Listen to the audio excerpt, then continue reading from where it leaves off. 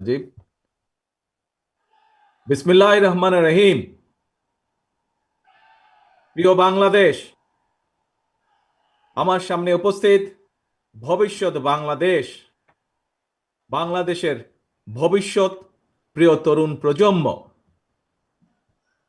আপনারাই আগামীর বাংলাদেশ। আপনারাই বাংলাদেশের সম্ভাবনাময় আজকের এই লাখো তরুণ মুখ। আপনারাই বদলে দিতে পারেন আগামীর বাংলাদেশ। এই তারুণ্যই ফ্যাসিবাদ মুক্ত বাংলাদেশে প্রতিষ্ঠা করবে নিজেদের নিজেদের অধিকার। প্রবীণের প্রজ্ঞা, পরামর্শ আর তারুণ্যের শক্তিতেই ইনশাল্লাহ নির্মিত হবে ৭১ থেকে ২৪ পর্যন্ত লাখো শহীদের আকাঙ্ক্ষার সেই প্রত্যাশিত বাংলাদেশ। আজকের এই তারুণ্যের সমাবেশের সভাপতি জনাব আব্দুল মোনায়েন মুন্না, উপস্থিত বাংলাদেশ জাতীয়তাবাদী দলের স্থায়ী কমিটির সম্মানিত সদস্যবৃন্দ, বিএনপির কেন্দ্রীয় এবং অঙ্গ সহযোগী সংগঠনের নেতৃবৃন্দ, এই সমাবেশে উপস্থিত বিভিন্ন শ্রেণী পেশা বিশিষ্টজন, বিশিষ্ট ব্যক্তিবর্গ, সমাবেশে অংশগ্রহণকারী লাখো লাখো মানুষ, আপনারা আমার সালাম গ্রহণ করুন। আসসালাম আলাইকুম। প্রিয় ভাই বোনেরা, নারী কিংবা পুরুষ, তরুণ জনগোষ্ঠী দেশের উন্নয়ন এবং অর্থনীতির প্রাণ শক্তি। তারুণ্যের শক্তি আর নারী শক্তিকে কর্ম পরিকল্পনার বাইরে রেখে কখনোই একটি রাষ্ট্র এগিয়ে যেতে পারে না। এবং তাই তরুণ জনগোষ্ঠীকে প্রাধান্য দিয়ে তরুণ জনগোষ্ঠীর আশা আকাঙ্ক্ষাকে ধারণ করে বিএনপি আগামী দিনের সকল কর্ম পরিকল্পনা গ্রহণ করছে, কাজ করছে, প্রস্তুতি নিচ্ছে।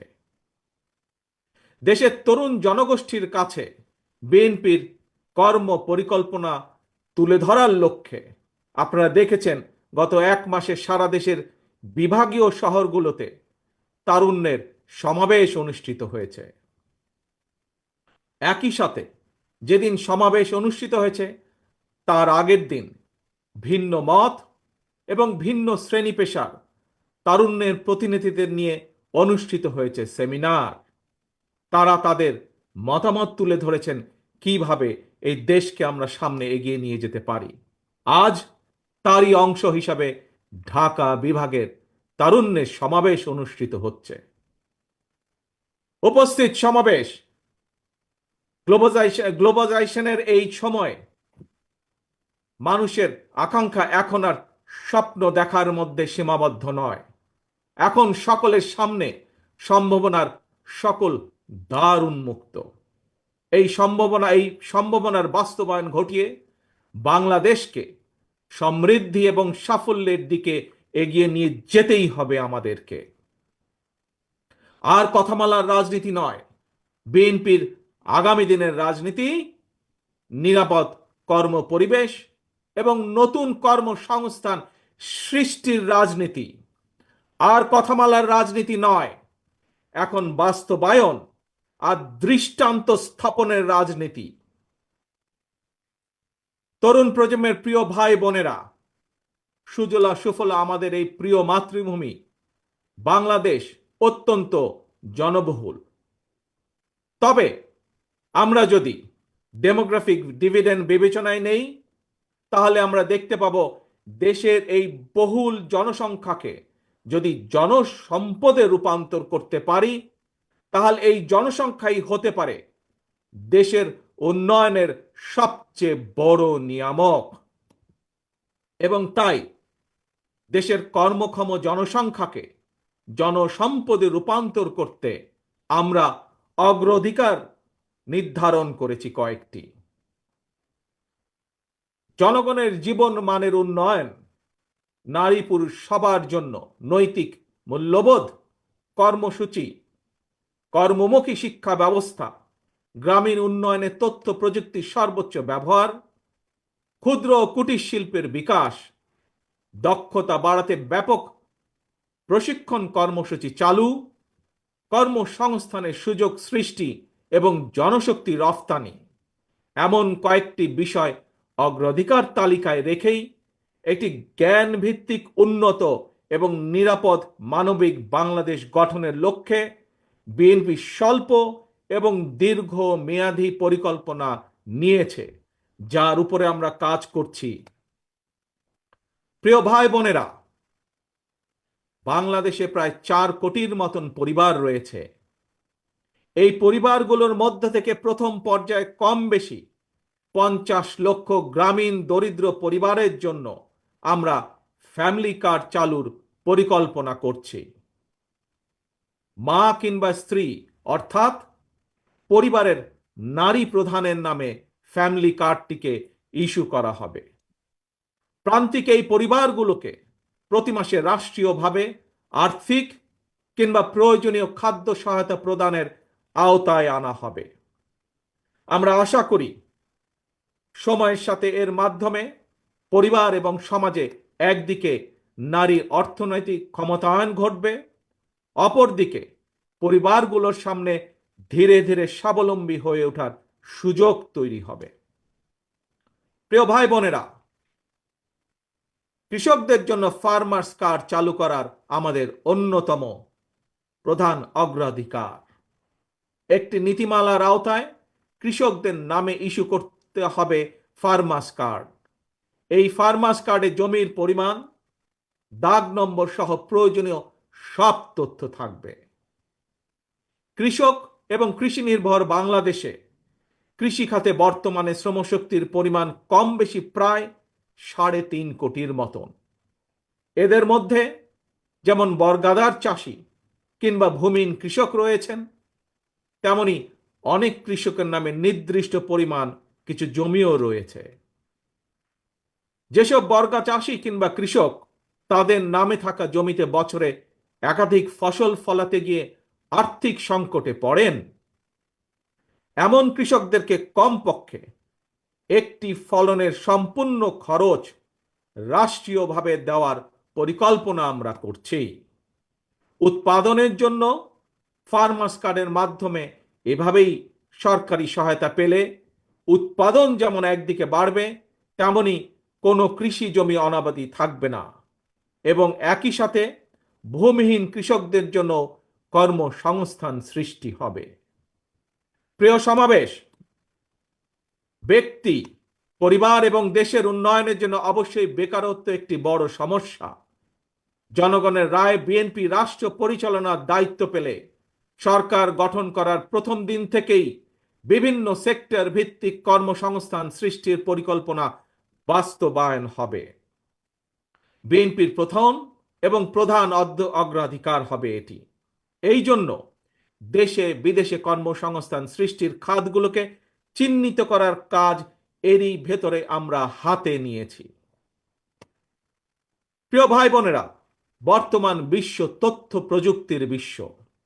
এই সময় বিশ্ব বাজারের সঙ্গে দক্ষতা এবং যোগ্যতার প্রতিযোগিতায় টিকে থাকতে হলে অবশ্যই তথ্য প্রযুক্তি এবং কারিগরি শিক্ষায় দক্ষতা অর্জনের কোনোই বিকল্প নেই এবং সে কারণে আমরা একটি নির্দিষ্ট বয়স থেকে তরুণ প্রজন্মকে নৈতিক এবং কর্মমুখী শিক্ষায় প্রশিক্ষিত করে গড়ে তুলতে চাই। বিদ্যমান যে একাডেমিক সিলেবাস, এর পাশাপাশি স্কুল কলেজ পর্যায় থেকে আমরা আইসিটি এবং কারিগরি শিক্ষা প্রবর্তন করতে চাই। একই সাথে আমরা বর্তমানে মনে করি যে বর্তমানে স্পোর্টস এখন আর শুধু শারীরিক ব্যায়াম কিংবা বিনোদনের বিষয় নয়। সুতরাং এই স্পোর্টসকে একটি পেশা হিসাবে প্রতিষ্ঠিত করার লক্ষ্যে ক্রীড়াকে আমরা শিক্ষা ক্যারিকুলামের অন্তর্ভুক্ত করতে চাই। প্রিয় উপস্থিতি, বর্তমান বিশ্বে সাফল্যের প্রতিযোগিতায় যদি টিকে থাকতে হয় তাহলে বহুমুখী প্রতিভার বিকাশ ঘটাতে হবে। শিক্ষার্থীদেরকে একদিকে ভাষা শেখা যেরকম জরুরি, বর্তমানে আমরা স্কুল কলেজে সাধারণত বাংলা ইংরেজি শেখার সুযোগ পায়। তবে এর পাশাপাশি আমরা যদি আরও কিছু ভাষা যেমন আরবি, ম্যান্ডারিন, জার্মান, ফ্রেঞ্চ সহ এ ধরনের বহুল প্রচলিত একটি তৃতীয় ভাষা এবং যদি সম্ভব হয় তাহলে চতুর্থ ভাষা হিসেবে আরেকটি ভাষা শিখাতে পারি, তাহলে আমি ব্যক্তিগতভাবে বিশ্বাস করি বাংলাদেশের ভবিষ্যৎ সন্তানদের জন্য বিশ্ব বাজার উন্মুক্ত হয়ে পড়বে। একই সাথে প্রিয় উপস্থিতি, আগ্রহী যুবশক্তিকে যুব সম্পদে পরিণত করার জন্য সরকারি উদ্যোগে বিদেশি ভাষার উপরে 3 মাস থেকে 1 বছরের কোর্স আমরা চালু করতে চাই। দেশে যাতে বহু ভাষা শেখা যায় এই জন্য আমরা বহু ভাষা শিক্ষক নিয়োগ করতে চাই, যার মাধ্যমে আমরা বেকার সমস্যারও অথবা কর্মসংস্থানেরও ব্যবস্থা করতে পারব।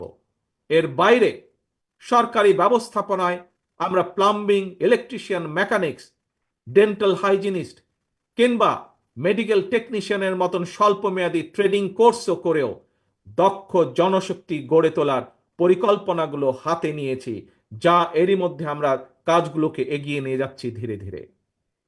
তরুণ প্রজন্মের প্রিয় ভাই বোনেরা, আপনারা সবাই বিশ্বব্যাপী অনলাইন কেনাকাটা সম্পর্কে জানেন। অনলাইন ভিত্তিক জায়ান্ট প্রতিষ্ঠান আমাজন, ইবে কিংবা আলিবাবার মতন বিশ্ববিখ্যাত ই কমার্স প্ল্যাটফর্মের জন্য হাজারো পণ্যের চাহিদা রয়েছে।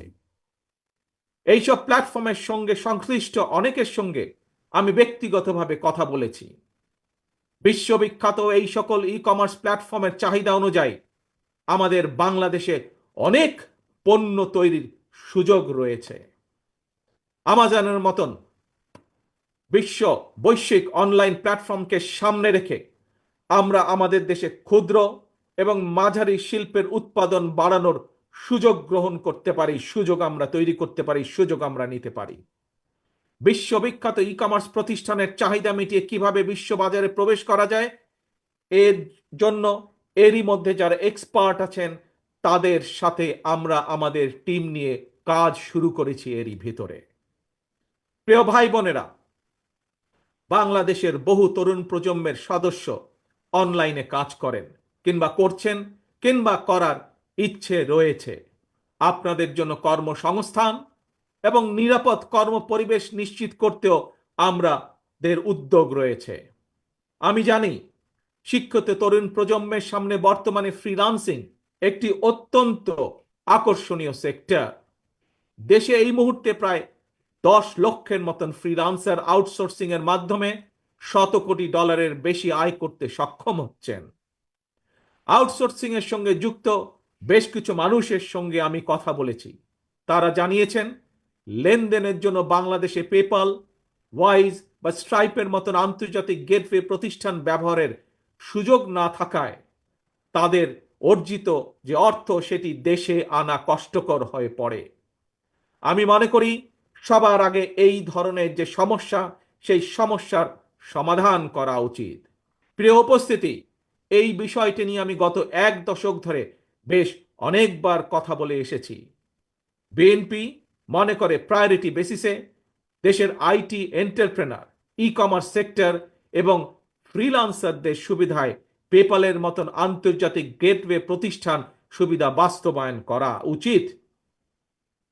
বাংলাদেশে পেপাল সুবিধা নিশ্চিত করা গেলে, যার লক্ষ্য আমাদের রয়েছে, তাহলে লক্ষ লক্ষ ফ্রিল্যান্সারদের কাজের সুযোগ বাড়ার পাশাপাশি দেশে রেমিটেন্সের পরিমাণও বাড়বে ইনশাল্লাহ।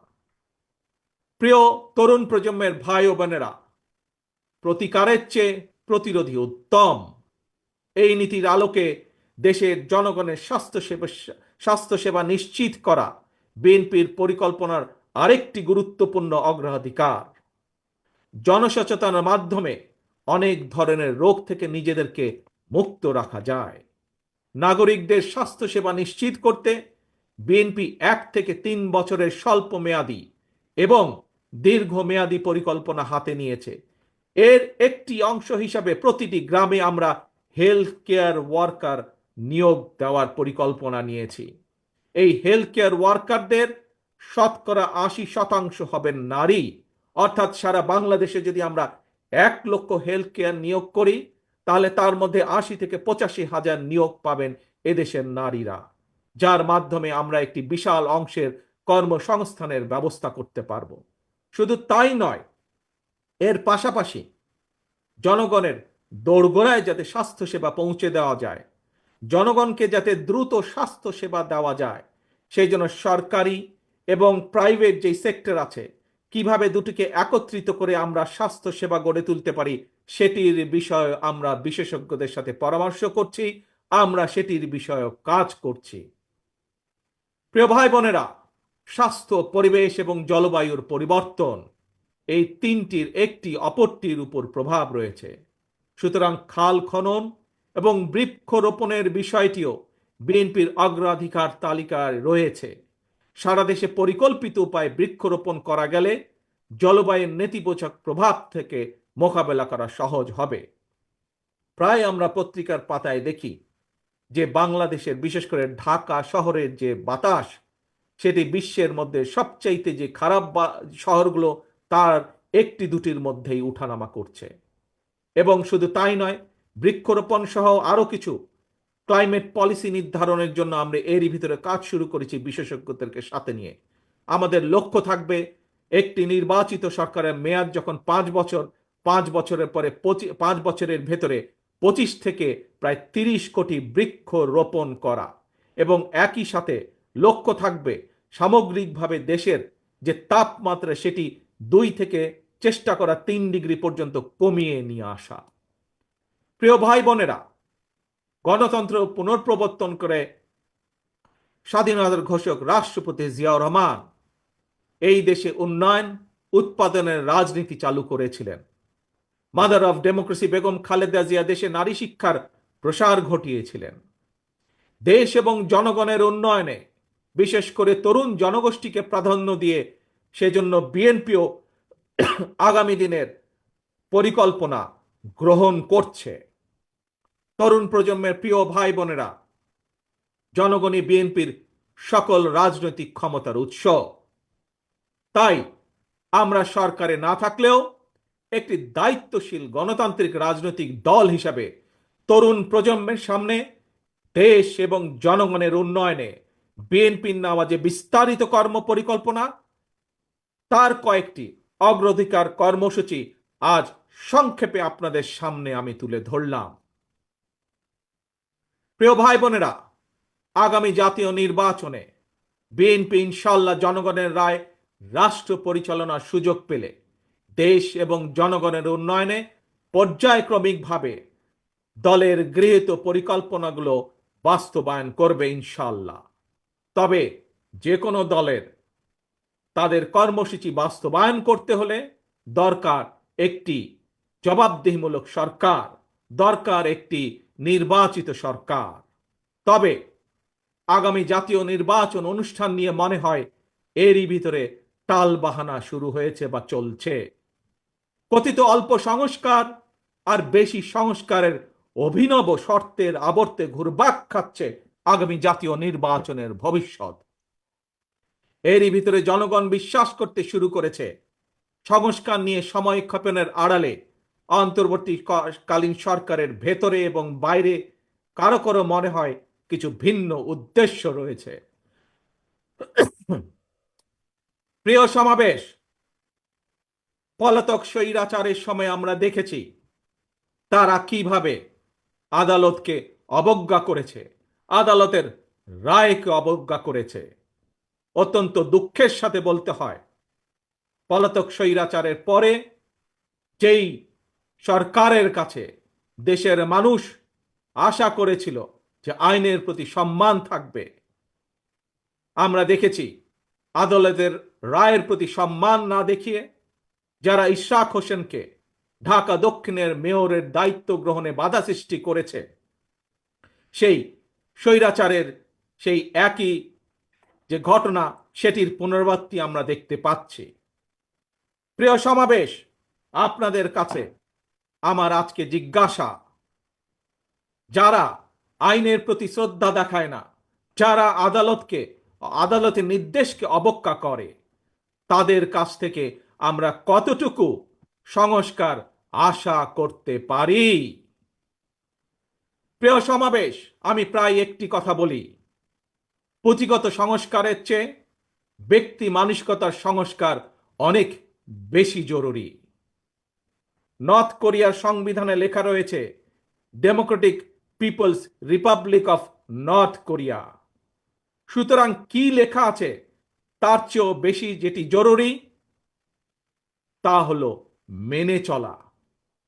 ইশরাকের ক্ষমতা গ্রহণ বা ইশরাকের শপথ গ্রহণে বাধা সৃষ্টি করে আজ আমরা আবারও স্বৈরাচারী মানসিকতার বহিঃপ্রকাশ দেখতে পাচ্ছি। প্রিয় তরুণ প্রজন্মের ভাই বোনেরা, নিরপেক্ষতা এবং বিশ্বাসযোগ্যতাই কিন্তু অন্তর্বর্তীকালীন সরকারের প্রধান পুঁজি। তাই তাদের প্রতি আমাদের আহ্বান থাকবে, তাদের প্রতি আমাদের পরামর্শ থাকবে।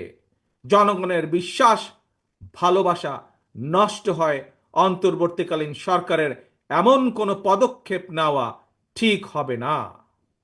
একই সাথে অন্তর্বর্তীকালীন সরকারের প্রতি আবারও আহ্বান জানিয়ে বলতে চাই, গণতান্ত্রিক আমি জনগণ এবং গণতন্ত্রের পক্ষের রাজনৈতিক দলগুলোকে দয়া করে প্রতিপক্ষ বানাবেন না। যদি আপনাদের কেউ রাষ্ট্র পরিচালনায় থাকতে চায় তাহলে সরকার থেকে পদত্যাগ করে জনগণের কাতারে আসুন, নির্বাচন করুন। যদি ভবিষ্যতে নির্বাচনে জনগণের রায় পান তাহলে আবার সরকারের দায়িত্ব গ্রহণ করুন। প্রিয় তরুণ প্রজন্মের ভাই বোনেরা, গত ১.৫ দশকে ভোটার তালিকায় প্রায় ৩.৫ কোটি ভোটার সংযুক্ত হয়েছেন, নতুন ভোটার সংযুক্ত হয়েছেন। এই নতুন ভোটাররা আজ পর্যন্ত একটি জাতীয় নির্বাচনেও ভোট দিয়ে তাদের নিজের পছন্দের প্রার্থীকে জনপ্রতিনিধি নির্বাচিত করার সুযোগ পায়নি।